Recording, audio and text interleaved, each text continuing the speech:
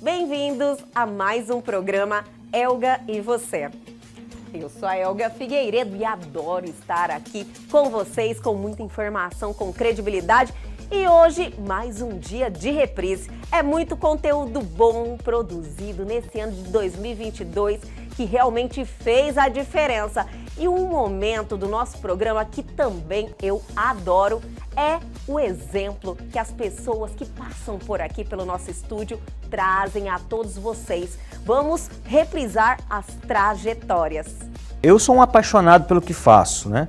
Aliás, eu acho que a gente tem que ser assim, para as coisas darem certo na vida, né? Eu costumo dizer que eu me apaixonei pela comunicação, pelo rádio, a partir dos 5 anos de idade, né? Então eu devo a ela esse gosto pela leitura que salvou a minha vida.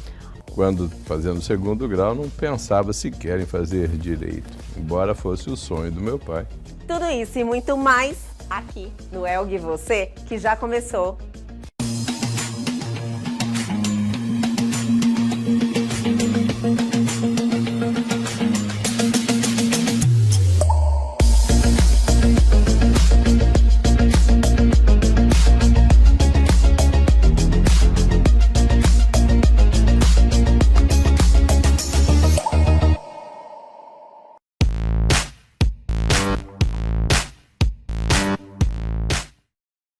Eu sou um apaixonado pelo que faço, né? Aliás, eu acho que a gente tem que ser assim, para as coisas darem certo na vida, né? É verdade. Eu sou um apaixonado, faço arte, faço música desde quando eu tinha 4 anos de idade. 4 né? anos? Os meus pais, eles não são músicos, não são artistas profissionais. A minha mãe era uma professora, né?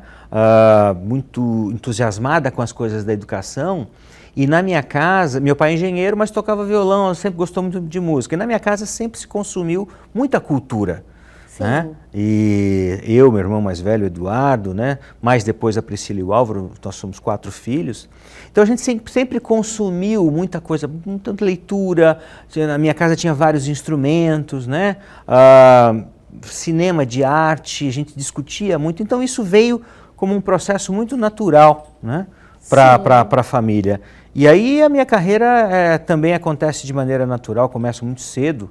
Comecei a estudar com música com 4 anos de idade. Nossa, estou impressionada. 4 anos de idade. Antes de fazer aula normal, escolinha, pré-primário, né, jardim, como eu falo agora, eu já comecei a fazer música. Era um sonho da minha mãe. Minha mãe era uma entusiasta disso, né? Olha que legal. Ela achava chique estudar música.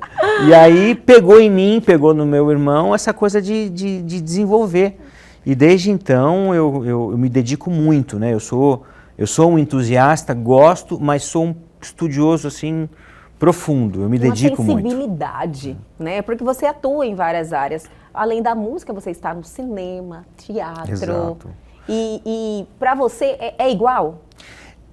É igual na mesma proporção que você se dedica a cada missão que você vai fazer. Por exemplo, eu vou fazer um concerto com a Sinfônica da UFMT, ou eu vou fazer um grande casamento fora do Brasil, né, na Europa, por exemplo, ou eu vou fazer a trilha sonora de um filme que eu acabei de fazer agora, por exemplo, uma trilha do filme do Bruno Bini, que é um craque, um cineasta maravilhoso nosso. Sim. Eu tive a honra de fazer a trilha do último filme dele. Então, cada vez que você vai se debruçar sobre um projeto, e aí fica um conselho para a moçada mais jovem, faça como se fosse o seu último projeto.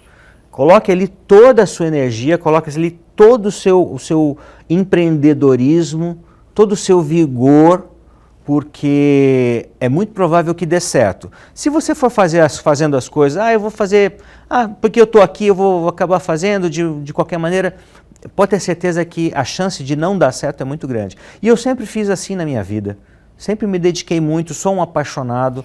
Esse é o diferencial também, né, maestro? É fundamental fazer o que gosta. Você descobriu a sua paixão aos 4 anos de idade. Mas assim, veja que aos 4 anos ninguém sabe o que quer fazer. Com certeza. Então por isso que eu acho muito importante essa coordenação familiar, né, esse esteio familiar, essa base. Né? O início de tudo vem na família. Né? Você definir para o seu filho o que ele será da vida é uma coisa muito arriscada. né? A gente hoje tem que definir com 16, 17, quando sai do ensino médio e vai para a universidade, é muita imaturidade. Perfeito, né?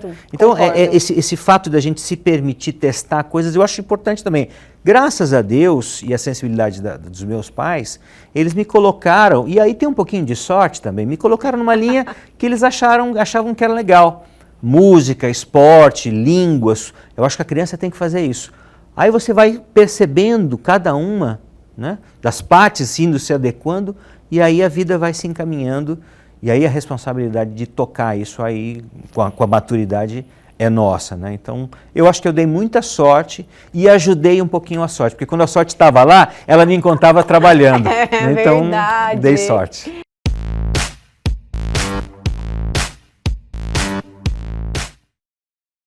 Eu sou de uma família tradicional de músicos, né?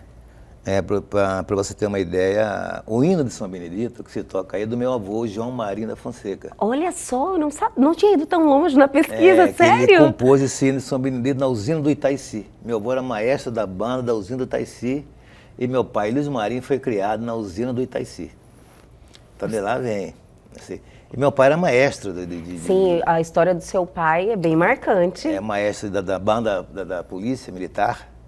E de lá essa tradição musical já vem de geração em geração. Meu bisavô, Antônio Marinho, foi mestre da escola técnica e por aí vem. Olha só. Minha neta canta, meus netos tocam tudo hoje. A família inteira. A família toda. Lá em casa quem não toca, dança. Seu irmão também tem uma história, né? Muito legal. Vocês tocaram um instrumento que é o pistão. O instrumento, primeiro nosso, no caso, eu fui baterista da banda do meu pai, depois fui trompetista e meu irmão sempre foi trompetista. Sim. Grande trompetista, excelente trompetista, tem um apelido de Meré, entendendo? O nome dele é Lúcio Carlos da Fonseca. Tocando, eu passei por várias bandas também. Então isso é algo muito natural, né? Para você. A primeira banda nossa foi uma banda naquele tempo que as bandas era o nome inglês, né? Ah, jura? Era The Seven mais Kings. Chique, mais chique. Era mais chique. The Seven Kings, era a banda minha e meu irmão. Depois meu irmão foi uma banda de uma banda de João Cabral, que tem na época os Dinâmicos. E aí eu fui pra banda, fui pro Sonara, passei pelo Los Bambino, passei todas pelo as grandes Cartão de casas Visita, daquela as grandes época. casas da época, eu fui crônico de banda há muito tempo. Aí depois resolvi gravar Rasqueado, né, inclusive... Então, nessa época, qual era o ritmo que vocês tocavam? Eram todos os ritmos? Não, naquele tempo, as músicas de sucesso eram internacionais, música internacional. Era o que fazia sucesso mesmo? Era o que fazia sucesso, o tempo do Márcio Craig. Então, você tinha que tocar internacional. Tinha que tocar tudo e mais internacional também. Entendendo? E aí veio essa situação musical na família e estou seguindo até hoje aí. Me dá uma parada, de vez em quando... Sério que você dá um tempinho às vezes? Dá um tempo, porque eu trabalho o dia inteiro, aí fica aquela correria danada, entendeu? Mas aí vai levando. Eu nasci no berço do Rasqueado. Meu pai já tocava Rasqueado há muito tempo, desde os 10 anos, ele nasceu em 1910. Sim. Então, ele com 13 anos já era músico, tocava Rasqueado. Só que o Rasqueado nessa época era um Rasqueado instrumental. Qual era a diferença pro Rasqueado de hoje? Não, não tinha voz? Não tinha isso, letra. Não tinha letra. Era totalmente instrumental. Entendi. Entendendo? Uhum. Aí depois que veio... Era só aquele ritmo que é maravilhoso, né? Que já agita todo mundo. Totalmente instrumental. Entendi. Aí depois que veio com as letras, né? Veio com a letra, aí veio essa galera toda rasqueada aí que tá aí. E é uma galera hoje, né? Que tá galera. levando o Rasqueado. Que bom, eu fico muito feliz, que é um ritmo que retrata aqui a nossa terra. Eu sou apaixonado pelo Rasqueado. Aí gravei o primeiro CD até por uma questão de registro só e estourou, fez um sucesso grande. Aí falei, então bora pra frente agora. E qual que foi o seu maior sucesso? Casa de Capim e Foló. Então vamos tocar uma Foló? Foló. Eu adoro! Não carece mais, a fome já passou. Fica com seu pomandim e não olha mais pra mim. Não carece mais, a fome já passou. Fica com seu pomandim e não olha mais pra mim. Enfia, entrocha, soca, tudo no bocó. Você é cainha e tem cara de foló. Enfia, entrocha, soca, tudo no bocó. Você é cainha e tem cara de foló. Senta aqui e arrodeia 3 vezes, e se gostar, senta outra vez. Senta aqui e arrodeia 3 vezes, e se gostar, senta outra vez. Ah, eu adoro, adoro. É uma das minhas preferidas.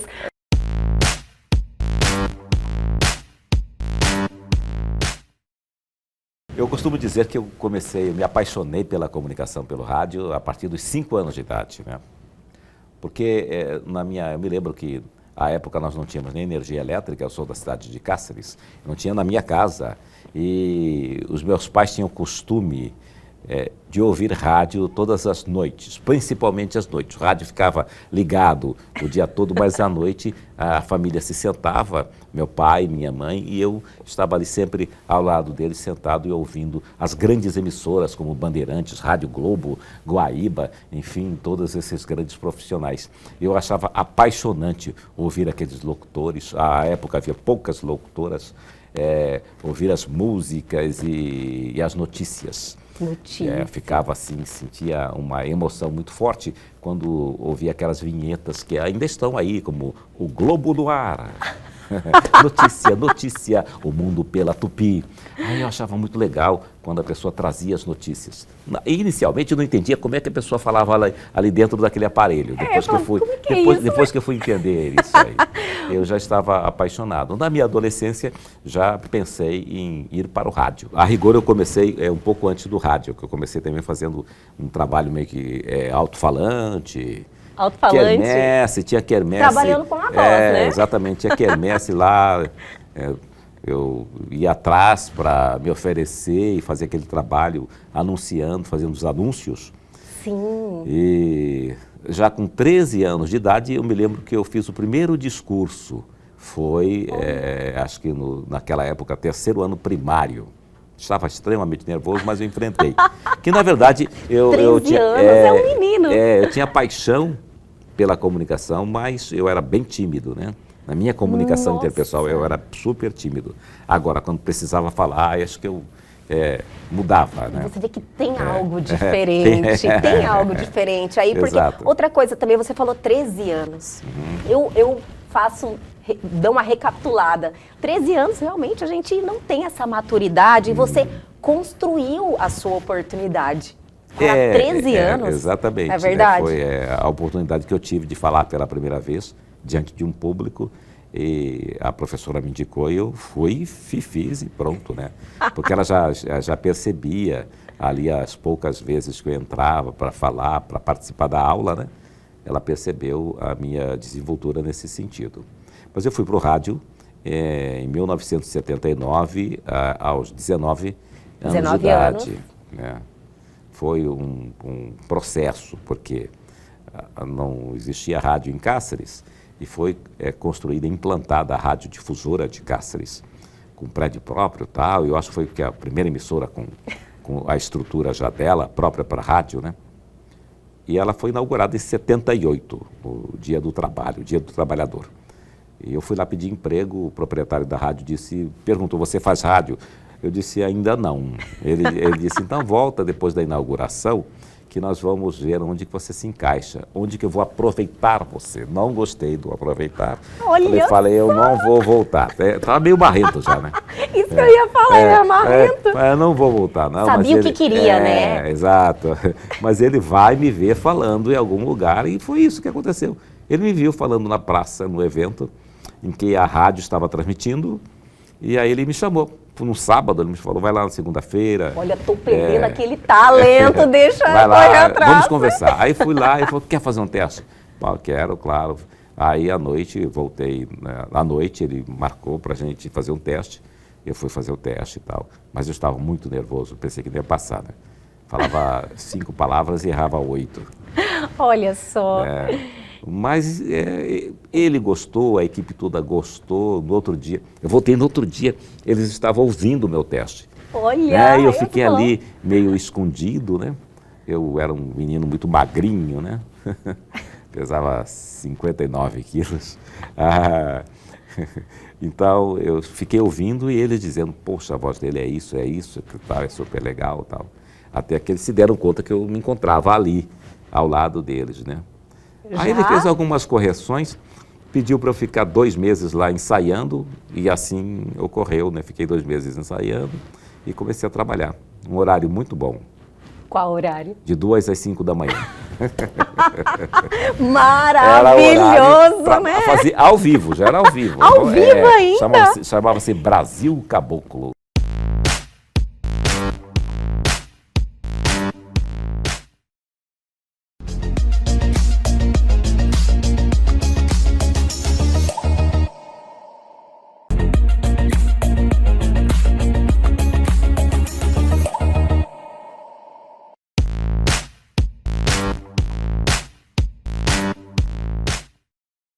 A minha história na música, né, sertanejo, quem me colocou dentro desse circuito inteiro é o nosso amigo que já faleceu, que foi o Cristiano Araújo. Esse mercado, de fato, assim, quem abriu ele, como se diz assim, de uma forma muito mais forte, que me apresentou para o mercado, isso eu devo a ele. Sim. Mas na verdade, eu já participava das festas pequenas. Você gostava de festa. fazia as violadas na época. Sim. Com o Jacques Matheus, você lembra das violadas? A gente fazia lembro. bastante festa. E antigamente eu trabalhava muito nos bastidores, na verdade, Elga. Tinha os grandes produtores de evento aqui do estado.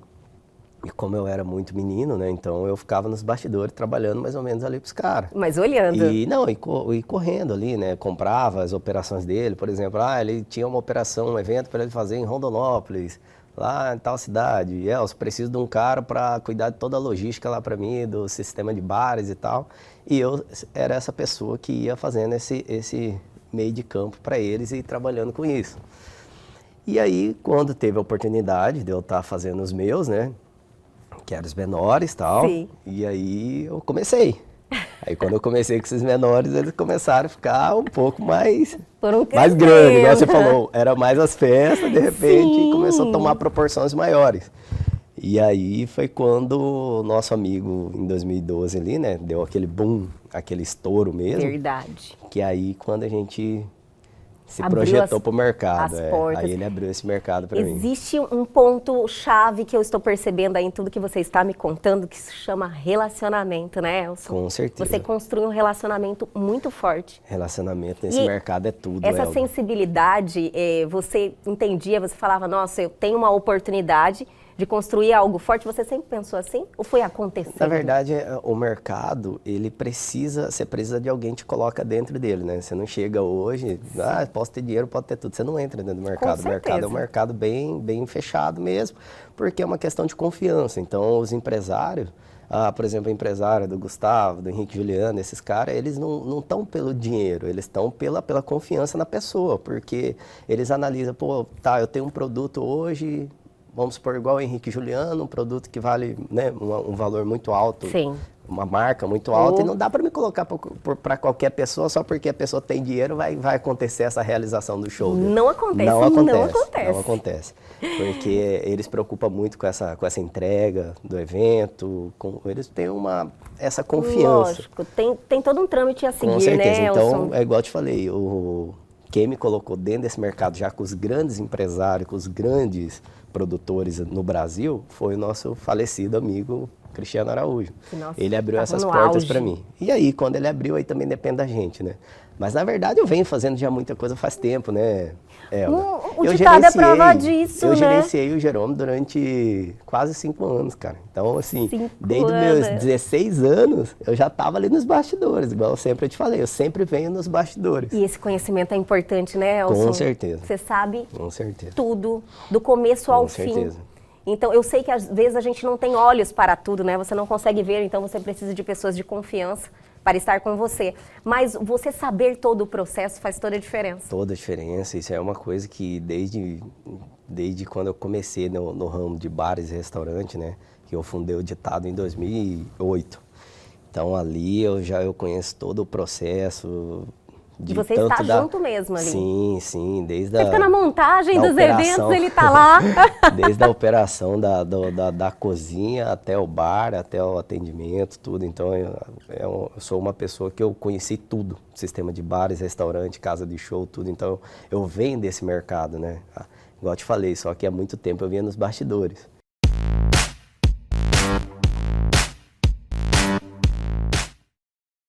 Sabe que Taubaté foi uma terra que saíram muitos bandeirantes de lá.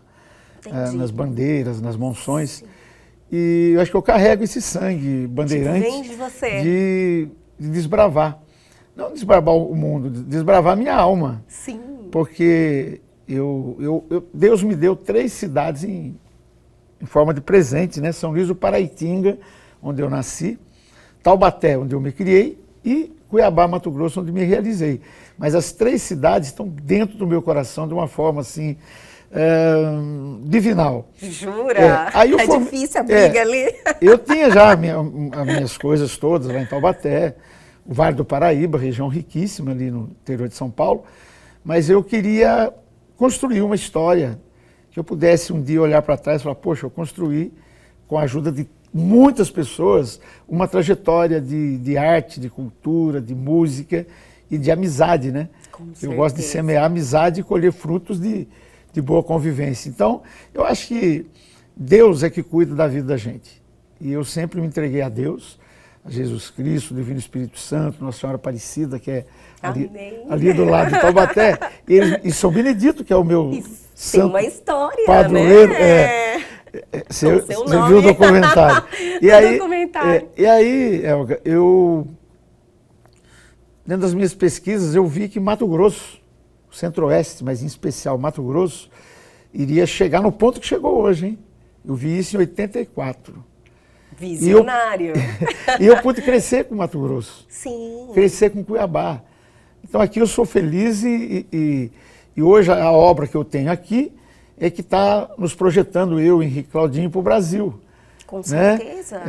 Brasil e América Latina. Tivemos recentemente na Argentina fazendo uma pequena legal. temporada. Então tudo isso mostra que lá em 84 Deus já estava me conduzindo para ser um matogrossense de adoção e de paixão. Ah, que maravilha, nós agradecemos muito. Até, falando de música, né, você falando que esteve até na Argentina, eu lembrei de uma passagem que o rasqueado, como nós conhecemos hoje, ele deve muito a você, né, que deu uma aceleradinha no ritmo. É verdade. E aí, tipo, caiu realmente no gosto, porque a gente gosta de dançar, eu acredito que isso aí fez toda a diferença. Na verdade, eu já expliquei algumas vezes, e vou falar de novo. O que eu fiz foi acentuar, porque o rasqueado é uma fusão da polca paraguaia com o siriri, que já estava aqui, né? Com o fim da Guerra Tríplice, muitos paraguaios ficaram por aqui na região de Várzea Grande, as margens do rio Cuiabá, e trouxeram a polca. Mas o ribeirinho, ele já tinha o siriri dele, que era maravilhoso, o cururu siriri. Mas ele misturou, ele conseguiu misturar a polca com o siriri. Só que tem uma corrente que acentua mais a polca. Eu acentuei mais o siriri. Olha só. Misturei ele com a polca. Ai, que delícia. E ele acelerou realmente um pouquinho. No começo, eu tive grandes professores aqui, né? Tive a Domingas, doutora Domingas, que está inclusive agora lá na Europa, nas Arábias, minha irmã maravilhosa. Eu descobri o rascado lá no São Gonçalo Beira Rio. E a Domingas foi minha grande mestre. E depois juntei com Bolinha. Então você imagina, nós tínhamos uma banda, Bolinha, Pescuma e o Ventrecho de Pacu. Teve uma banda também? Essa parte eu perdi. Foram 5 anos aí E o nosso show era rasqueado das 9 às 5 da manhã e ali foi uma grande escola. Sim. Então juntando a Domingas e mais o Bolinha, deu essa mistura aqui, deu Pescuma. E aí Deus me coloca na minha vida, Dr. Moisés Martins, que é para mim um dos grandes escritores brasileiros, e, sem dúvida alguma, um dos poetas que eu mais respeito, virou meu parceiro nas composições. Aí saiu Piché, Chupa-Chupa, Tipos Populares, etc. O Sol Tá Quente Pra Danar. Nós temos 3 CDs gravados, 4 vídeos documentários, tem os livros que ele publicou, tudo sobre sentimento cuiabano. Então, você juntar Moisés, Dr. Moisés, doutora Domingas e Bolinha, deu isso aqui. Mas Aí, como para complementar, quem que surge na minha vida? Quem mais gravaram canções minhas, com parceiros, com o Dr. Moisés, com o Pineto, etc., foram Henrique e Claudinho. Sim. E com o tempo, quem juntou o trio? Zezé de Camargo. Zezé de Camargo. Aí deu essa mistura que já são 27 anos.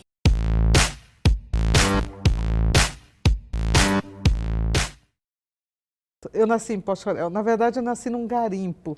Olha Garimpo só. da Ponte do Santo. Era um garimpo muito famoso nos anos 60 pelo diamante. Então, meu pai, nordestino, saiu daquela região de seca, de muito sofrimento, em busca de dias melhores. Sim, E aí corajoso também, né, Velenice? muito corajoso, muito jovem, deixar tudo aquilo e sair para o desconhecido. Eu tenho Sim. muito orgulho do meu pai, me inspiro também nele, busco essa coragem, Com porque certeza. a palavra é essa, coragem e fé. Coragem Isso e fé. me acompanha. E ele começou a trabalhar nesse garimpo, então foi no garimpo da Ponte do Santo que eu nasci, no município de Pochorel. Nasci ali, nessa região de garimpeiros, e o meu pai trabalhava com garimpo, depois ele começou a viajar muito também. Meu pai tinha, como fala no Nordeste, as 4 operações, então não tinha estudos, mas sabia fazer conta como ninguém. Jura? Sim. Nossa, que legal. Mas ele não incentivava que as filhas mulheres estudassem, porque, não, para que mulher quer estudar? Só para mandar carta para namorado. Aquela cultura nordestina machista. Infelizmente, né? Infelizmente. Mas está E a mudando. minha mãe, analfabeta, e detestava esse negócio de escola. Para que tem que estudar? Ficava brava. Achava desnecessário. Desnecessário.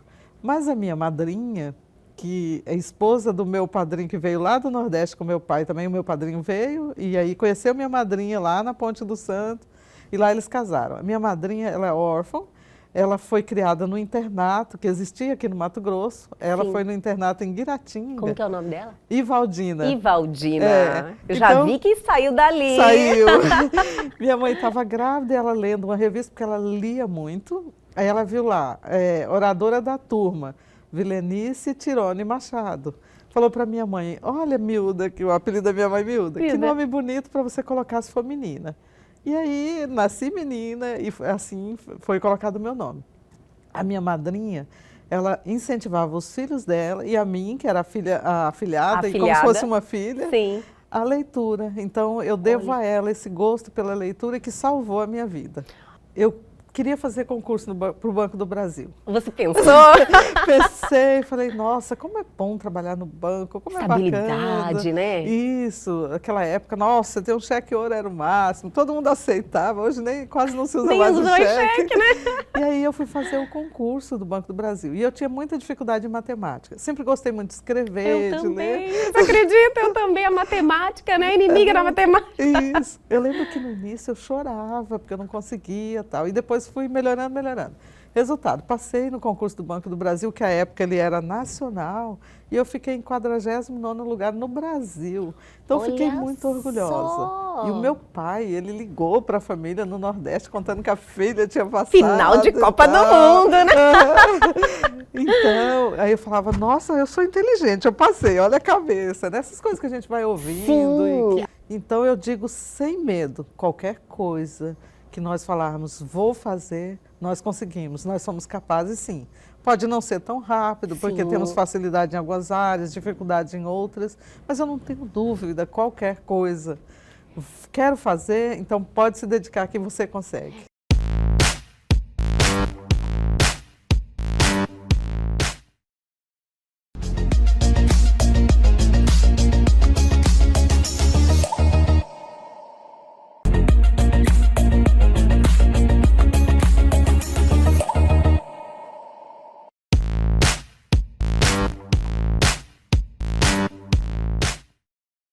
Eu sempre fui movida muito pelo meu sentimento e pela minha intuição, né? Que eu falo que é a intuição divina. Eu sempre gostei de ver as pessoas alegres, as pessoas felizes. E você também é uma guerreira, é uma vencedora. Você sabe, eu vou te falar, você vai entender o brilho de olhar das pessoas quando elas estão no evento. Parece que naquele momento que ela está em frente ao palco, ela esquece todos os problemas. Aquilo ali parece que é como é que eu te digo, é um bálsamo, né? Verdade. Então, se a pessoa tá triste, ela tá ferrada, se o namorado deixou, ela pode até chorar porque tem uma música que tá lembrando o namorado, mas ela tá se vendo, ela tá se fazendo referência ali. Eu acho que a cultura ela é muito importante porque ela difere o ser humano, né, que tem sentimentos do animal. Com certeza. Né? Então, a educação ela ensina geografia, matemática, português, mas o que refina a pessoa é a cultura, porque quando você ouve uma música e você transcende, você sente aquela música, né, que te faz, sabe, sonhar, que te ensina. Quando você vê uma peça de teatro, você se vê como referência ali, ou você se emociona com uma tela. Essas emoções que a arte e a cultura traz é que nos torna diferente de um animal. Então, são nessas emoções que a gente torna o ser humano melhor. É com a arte, com a cultura que você aguça a sensibilidade, sabe? Se você olhar os países mais cultos do mundo, os países que mais referendam a arte ou a cultura, são os países que têm menos violência. Você vê o próprio Japão, ele coloca lá os policiais para fazerem arranjos de ikebana, para despertar a sensibilidade. E a gente só quer isso, a gente quer que as pessoas sejam sensíveis, que as pessoas sejam, sabe, nos tratem como a gente trata. Então, eu acho que nessa parte, eu estava até outro dia, e é muito gozado, tem uma coisa que acontece muito. Quando eu pego o Uber, que eu estou com um problema na coluna agora, diz que não pode dirigir, tá bom. E, cara, quando você, Carlinhos, nossa, já foi muito show. Eu ouço isso demais. Então, você vê que como você foi importante na vida de muitas pessoas. Sim. Você ter tido, quando você traz um show, quando você faz um evento, as pessoas se encontram, se conhecem, namoram, casam, tem filho. Eu já tive show com pedido de casamento. Enfim, se eu for falar, eu falo, gente, isso é uma história. E uma amiga não é um livro, dá volumes, né? Então, hoje, quando eu vejo essa geração aí, tem muitos que começaram comigo hoje, Marquinho, que faz Ultramacho, Rodrigo Leal, a própria Renata, esse é um monte de gente. Eu fico numa felicidade, falo, cara, eu consegui plantar minha árvore. Com certeza. E são pessoas que trabalham sério, trabalham duro, são bons profissionais. Eu digo sempre que quem é um bom produtor em Cuiabá, consegue ser um bom produtor em qualquer lugar do mundo. E aí como eu já era amiga de alguns artistas no Rio, todo mundo falava, tô indo pra aí, porque eu vou fazer tal show. Eu falei, nem quero mexer com show, não quero mexer isso com minha vida. Aí aconteceu um problema, quando eu fiz o show do Chitão, no Monte Líbano, eles estavam fazendo um show aqui na universidade, que só deu zebra, né? E eu acabei resolvendo tudo. E eu fiquei muito amigo dele na época, do Augusto Canoa, era empresário dos meninos. Os meninos, mas você sempre os meninos do Brasil lá dentro. Com certeza.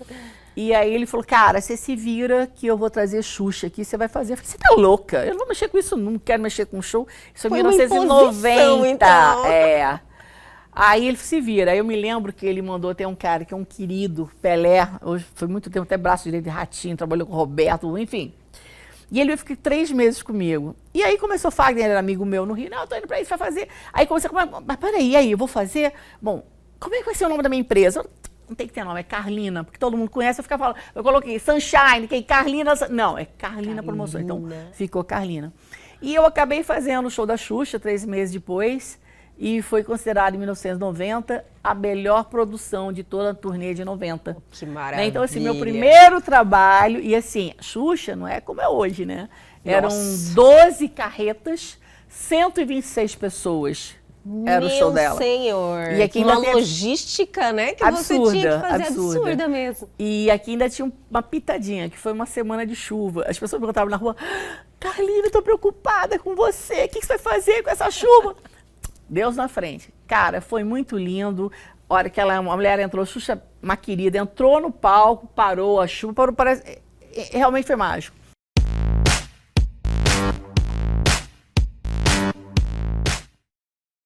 Na verdade, quando fazendo o 2º grau, não pensava sequer em fazer direito, embora fosse o sonho do meu pai. Tinha 2 filhos, o sonho é que o mais velho fosse médico, o segundo, que era eu, fosse advogado, não falava em ser juiz. Nenhum dos 2 queria, mas no fim ele estava certo, o mais velho é médico em Brasília e agora, hoje, ocupa o cargo de desembargador aqui em Mato Grosso. Uma vontade dos pais. Era vontade principalmente do meu pai. Olha só. A minha mãe queria ver os filhos formados e estabilizados. Sim. Né? Meu pai tinha realmente esse sonho de que um fosse para o ramo da medicina, o outro para o ramo do direito.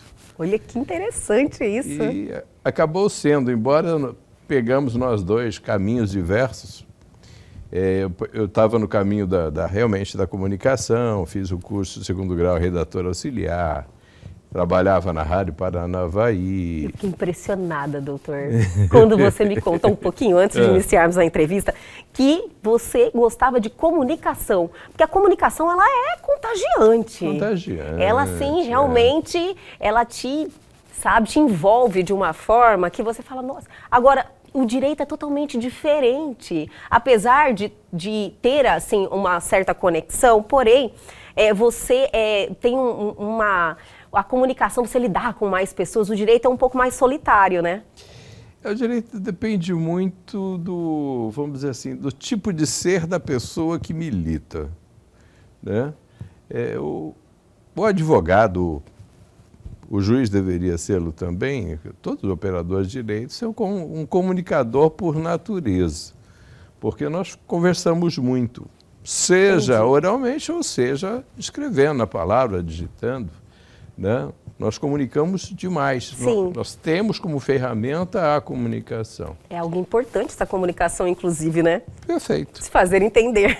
Se fazer entender. Há aqueles que têm uma forma de comunicação individual, outros são mais de escritórios reservados, e tem também aqueles de comunicação de massa. Tem também, você deve conhecer, advogados que trabalham nesse sentido. Sim. Né?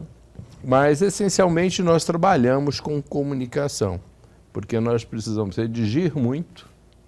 Entendi. Para que a outra parte entenda, para que possa contestar, para que o juiz possa dar uma decisão sobre isso.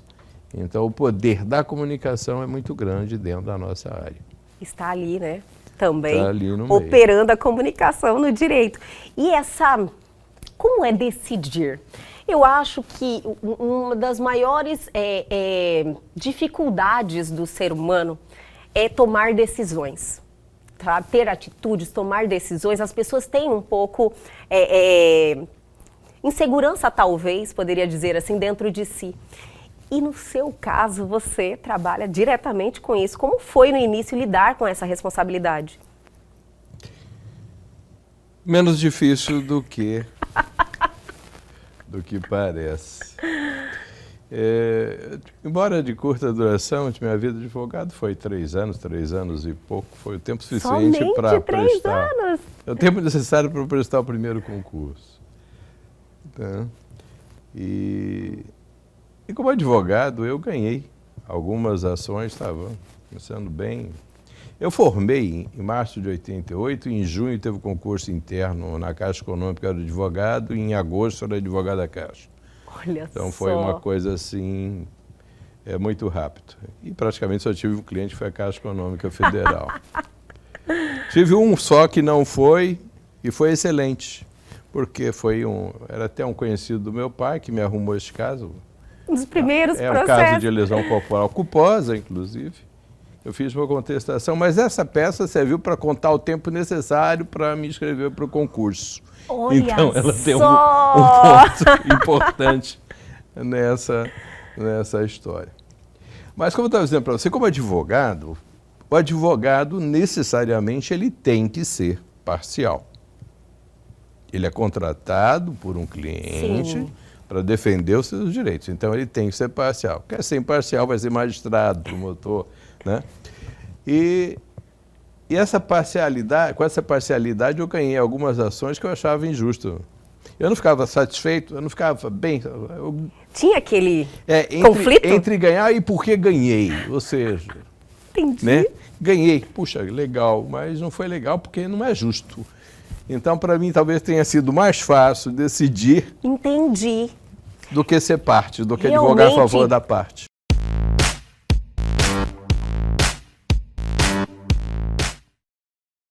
Nunca pensei que ia ter um atalho, que eu ia chegar lá na frente e ia ser coronel, ia ser comandante-geral, de maneira alguma. Aliás, né, eu nem pensava em fazer vestibular, né, quando eu trabalhava, que eu era mecânico de bomba injetora. Então, coronel, eu acredito assim, você aprendeu com a vida, isso sempre, essa vontade de crescer e de conquistar o seu lugar, deixar um legado, sempre esteve dentro de você?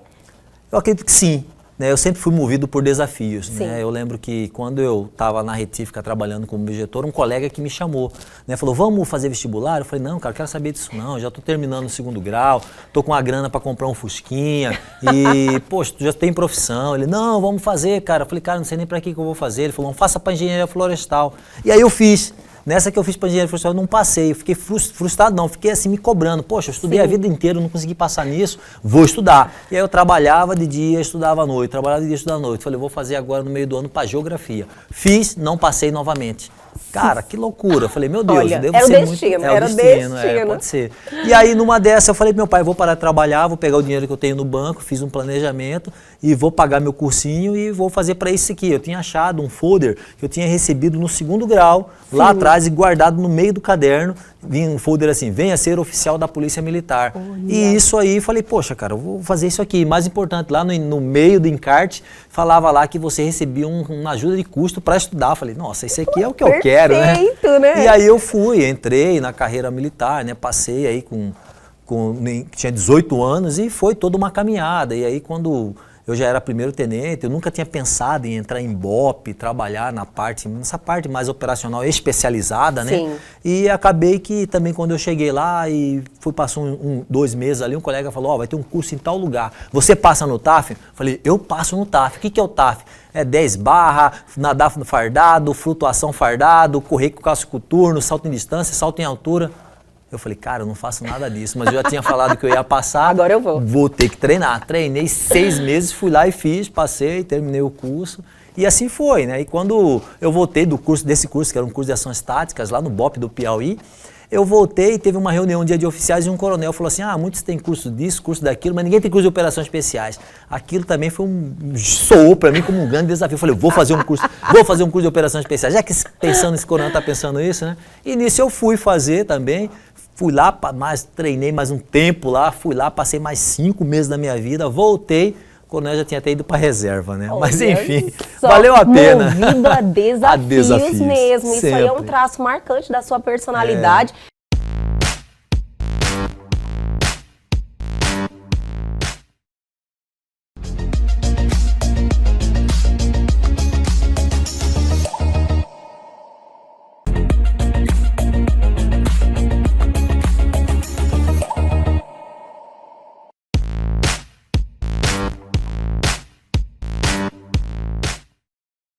Como que eu vim parar nesse mundo de finanças? Eu que sou formada em filosofia, fiz uma faculdade na Espanha de filosofia, eu que sou formada em direito, como é que eu vim parar nesse mundo de finanças, meu Deus, e fazer isso que eu tanto gosto e que vejo a transformação na vida de tantas pessoas? Sim. Como? Se eu era missionária, eu saí de casa com 16 anos de idade para ser missionária. Eu queria mudar o mundo, eu queria fazer o bem, aquela pessoa que vamos mudar o mundo, eu preciso me entregar realmente ao mundo, né? E fui para essa ONG, esse convento, esse mundo de missão, com 16 anos. Com 18 anos, eu sou mandada para fora do país para abrir outras missões, né? Por mais de 16 países, visitei países tão pobres como, por exemplo, os países do continente africano, uma Luanda ali, né? A capital da Angola. E também países muito ricos, como uma Suíça, uma Áustria, uma Alemanha, uma França. Então eu falo que a minha faculdade de economia foi empírica, foi vivendo ali aquele mundo real. Lá é um mundo de caridade, é um mundo de doação. Nesse mundo de ONG, você não ganha um salário, já fala, trabalho voluntário. Sim. Então você não ganha um salário, você não tem o seu salário é a doação, é a alegria do outro, é o sorriso, é o fazer o bem, é o dormir em paz com a sua consciência.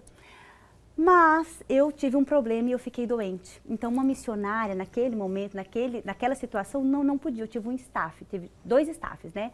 Paralisei total. E aí esse cansaço não me permitia, então, continuar esse mundo tão bonito, que eu amava o que eu fazia, tanto que eu me entregava, tanto que eu adoeci. Com certeza. E eu me vejo com 28 anos aqui fora, sem saber nada da vida real. Da vida real, sim, eu tive uma grande bagagem, conheci grandes culturas, aprendi outros idiomas, mas no mundo real, aqui, agora, com 28 anos, eu falava, meu Deus, quem sou eu? O que eu estou fazendo aqui? E, Elga, eu vi que eu estava realmente fora da realidade o dia que a minha mãe foi pagar uma conta no mercado, eu lembro disso perfeitamente, e a moça do caixa perguntou assim, é crédito ou débito? Eu saí assim, aí falei, mãe, o que é isso, crédito ou débito?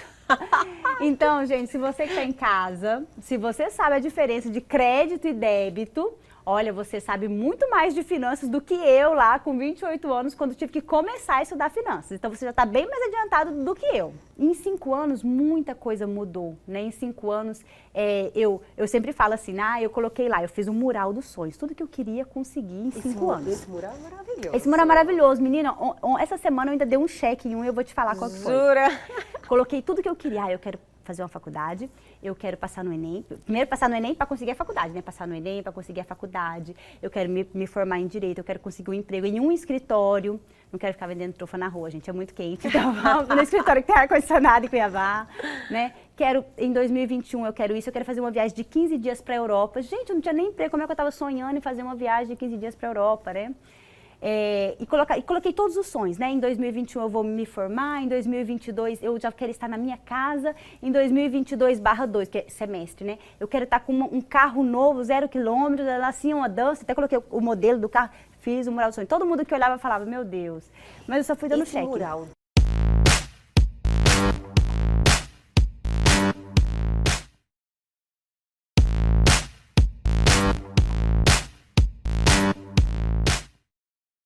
Desde muito pequeno, em Nortelândia aqui, eu fui criado ali em Nortelândia e Arenápolis, nasci em Alto Paraguai. Alto Paraguai. Nasci em Alto Paraguai. Fui criado ali em Nortelândia, Arenápolis, e o meu avô materno, ele era um músico de partitura, ele era um cara muito culto, um cara que gostava de músicas pixinguinha, ouvia naquela época. E isso eu sentava ali com ele nos finais de tarde, ele sintonizava o rádio e foi ali a minha paixão pela música começou a fluir de uma forma assim uma forma grande, sabe? Quantos anos mais ou menos você tinha? Eu acredito que desde os meus 6, 7 anos mais ou menos, eu já comecei essa paixão pela música, né? Olha, que legal! Intuitivamente. E ele às vezes me escutava cantarolando as músicas que eu ouvia no rádio com ele. Aí ele, às vezes, né, me escutava e ele falava assim, você tem dom pra música? Eu não tenho nem noção de que era dom pra música, né?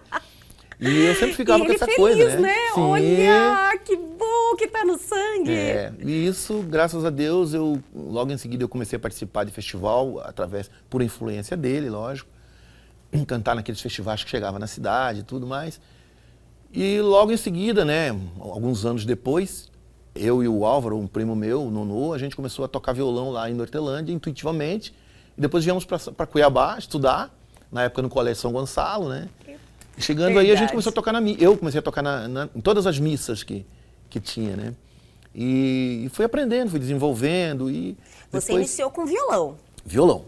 A viola chegou bem depois? A viola chegou bem depois, mas a viola foi aquela coisa de paixão mesmo também, sabe? Foi um encontro. Quando o som desse trem aqui bate no peito da gente, né? Eu sempre falo assim, as pessoas, vocês ouvem o que sai pra frente, a gente ouve o que sai pra trás. Eu te entendo. Né? Bate no peito de você que o som da viola... Tem algo que acontece antes, né? Antes de externar para o público. É maravilhoso. Isso aí é a magia. Magia da viola. Mas a viola é encantadora. Eu gosto muito de estar trazendo, agregando pessoas novas no trabalho, sabe? De estar, como a gente costuma dizer hoje, fazendo os fit, né? O pessoal fala muito disso, trazer fit. Mas tem uns fit que já não é mais nem fit, eu falo, não é mais nem fit, é parceiro mesmo, né? Sim, claro. O João Carreiro, gravamos já 2 singles novos com clipes, estão aí disponíveis nas plataformas de música, também no YouTube. O Zé Geraldo, idem também, que é um grande amigo já hoje, já nos tornamos grandes amigos, né? E Ana Rafaela. Maravilhosa, né? também. A Ana, logo no começo da pandemia, a gente gravou um single junto, né? O Miosotes, que foi até a causa desse show nosso aqui em Cuiabá recentemente. Já vamos falar sobre isso. E eu gosto dessa coisa, eu já, sabe, de estar movimentando o Maurício Detone, que também é aqui de Cuiabá, mora em São Paulo, gravou comigo, fizemos gravações, single juntos, né? Então eu gosto dessa coisa de estar agregando valores, sabe? Porque a música, eu costumo sempre dizer que a música é a única linguagem que você fala em qualquer lugar do planeta. Isso é verdade. Você chega com a partitura, abre, qualquer um vai ler.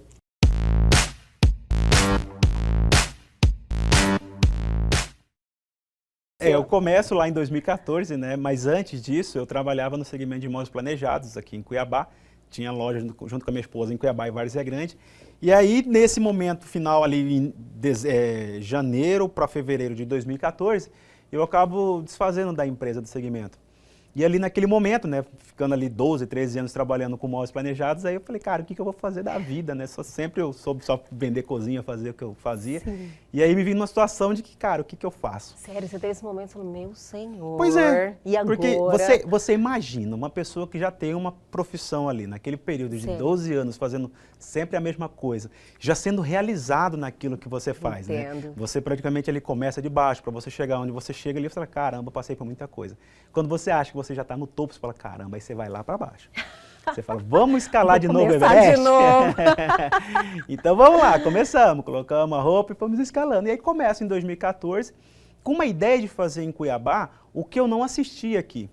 Porque eu, como era um telespectador de um programa chamado CQC na época... Adorava também, Arthur adorava esse programa. Poxa, eu gostava e falava, caramba, isso poderia ter aqui em Cuiabá. Sim. E aí como fazer isso, né? Como que vai ser desenvolvido isso? E aí comprei equipamento, comprei câmera, chamei alguns loucos aí para tentar fazer algo comigo na rua e comecei a tentar. Só que aí ele já era uma dificuldade, né? Porque, poxa, como que você vai conseguir produzir isso? Como que você vai fazer? Eu não tinha uma noção de como poderia fazer. E aí eu convidava uma pessoa e outra, aí alguns queriam dar algumas informações do que dava para fazer, e aí a maioria falava assim, não vai conseguir, você não vai dar conta. Isso que eu também, eu comungo de parte da sua história, porque quando você vai criar algo, né, e você tem aquilo dentro de você, chega sempre um e fala para você, você não vai conseguir, não vai dar conta, não vai dar certo, é muito difícil. Então aconteceu isso com você. Até no dia de hoje, por mais que eu já estou aqui realizado no segmento que eu estou, eu todos os dias tenho que provar para muita gente que eu consigo fazer. Então, em alguns casos, fala assim, mas você não vai conseguir fazer, você não vai lá, você não vai achar ele, você não vai gravar com esse político, você não vai fazer isso, você não vai conseguir. Eu duvido, principalmente os afrontos, né, de querer ali fazer essas comparações.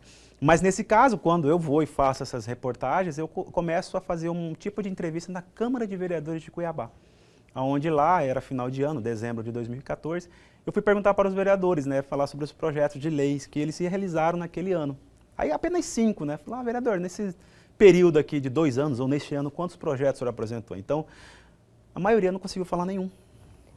Meu senhor! E isso deu uma repercussão gigantesca, né? Eu ali, sem ter aquele conhecimento, apenas um cinegrafista comigo, com microfone, e entrevistando aqueles políticos que eu conhecia de criança, vou te falar, porque infelizmente a política aqui é assim, né? Lógico. Então eu olhava assim, né? Ele se mantém, então eu olhava assim, caramba, tô entrevistando esse cara aqui, aí eu começava. Tava dentro de você, então, o jornalista sempre, né, Arthur? Aí a minha mãe me fala, né? Porque quando eu comecei a trabalhar nesse meio, a minha mãe falou assim, olha, você quando tinha seus 5, 6 anos, você tinha o hábito de brincar entrevistando as pessoas.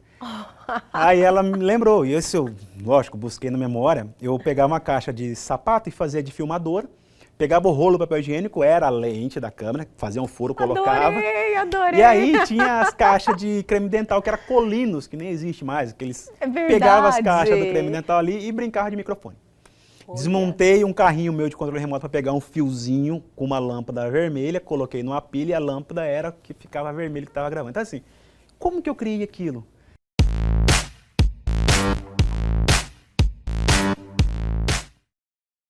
E o Elga e Você de hoje fica por aqui, mas amanhã nós estamos de volta. Perdeu algo, quer entrar em contato com a gente? Atenção, aproveite a oportunidade. Pegue seu celular agora e aponte a sua câmera ao QR Code que está aí na sua tela. Vá direto ao nosso Instagram, deixe lá uma mensagem pra gente ou para o nosso canal no YouTube. E tem um conteúdo fantástico lá só te esperando. Aguardo vocês amanhã aqui na TV Pantanal, canal 22.1.